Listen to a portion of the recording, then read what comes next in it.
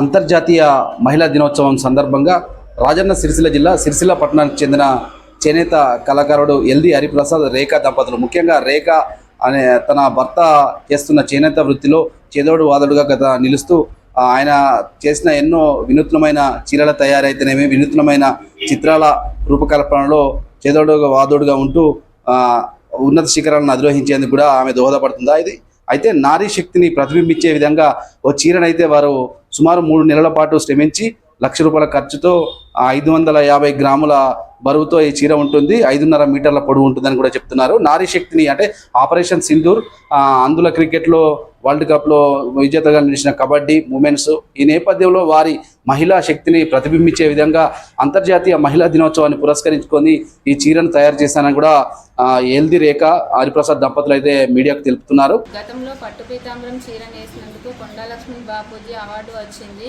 అదేవిధంగా మన దేశ ప్రజలు సాధించిన విజయాలకు గుర్తుగా ఒక చీర నేయాలని మా వారి స్ఫూర్తితోనే ఒక చీర నేసాము. దీనికి నారీ శక్తి అని చీర రూపొందించాము. ఈ చీర దాదాపు 3 నెలల సమయం పట్టింది.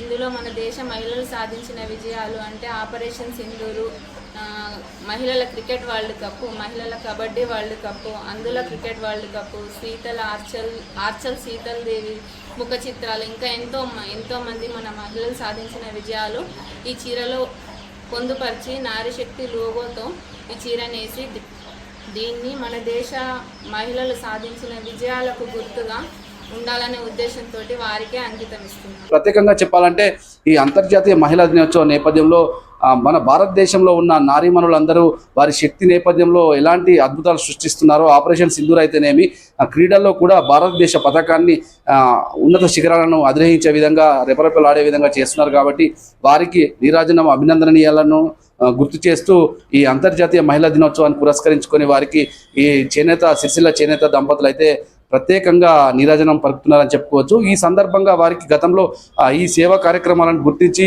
వారి కళలను గుర్తించి కూడా కేంద్ర రాష్ట్ర ప్రభుత్వాలు ప్రత్యేకంగా అవార్డులు, సన్మాన సత్కారాలు కూడా అందించారు. ప్రధాని మోదీ కూడా మన్ కీ బాత్లో సిరిసిల్ల నేతన్న ఎల్ది హరిప్రసాద్తో పాటు వారికి సంబంధించిన కళా నైపుణ్యం గురించి కూడా ప్రస్తావించిన పరిస్థితి ఉంది. అయితే మరి కొద్ది రోజుల క్రితం అయితే కొండా లక్ష్మణ్ బాపూజీ అవార్డును కూడా ఎల్ది రేఖ అయితే కైవసం చేసుకున్నారు.